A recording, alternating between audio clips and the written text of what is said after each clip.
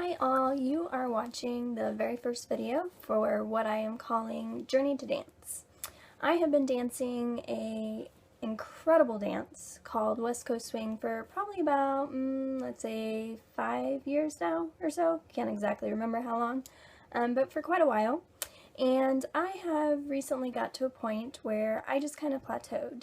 And I was enjoying the dance for quite a while, but I eventually got to this point where I just feel like I can't get any better. I can't get beyond where I'm at now, and I just kind of hit a ceiling, and the ceiling was way lower than I wanted it to be. And what I kept finding that would happen is I would get feedback from different people, all the way from a champion level dancer to somebody who was just starting West Coast Swing. And essentially that feedback was that I didn't look confident enough. So when I was out on the dance floor, what they wanted to see was somebody who's oozing with confidence and that really knows what they're doing. They may not have everything correctly, but they're confident in what they're doing. And that was really frustrating to hear over and over again because you know that whole saying, fake it till you make it? There's only so much of that you can do. And if you're lacking confidence, that's something that's really, really hard to pretend like you have, especially when you're competing and you're on a dance floor in front of judges and tons of people.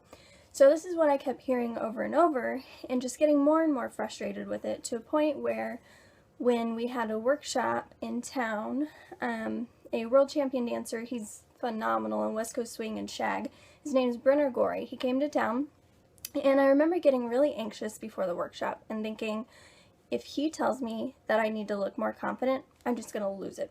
I'm going to cry in front of everybody. And I kept thinking, I really don't know that I want to go. I don't want to go. And I was like, you know what? That's absolutely crazy. This is something you've been looking forward to. You just need to make yourself go and enjoy it. And I was really glad I did because I had what I'm going to call a church moment. Where, you know, when you go to church and you're sitting there and the pastor's speaking and it just really sounds like the message was written for you. That's essentially what happened in this workshop.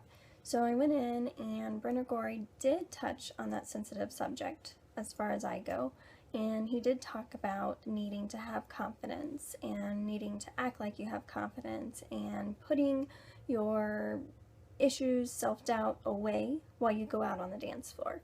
But the big thing he did that was different than anybody else I had ever talked to is he showed me some tools and some ways to help improve my confidence. Basically what he did is he said, here, let me show you these moves, let me show you these things that you can do.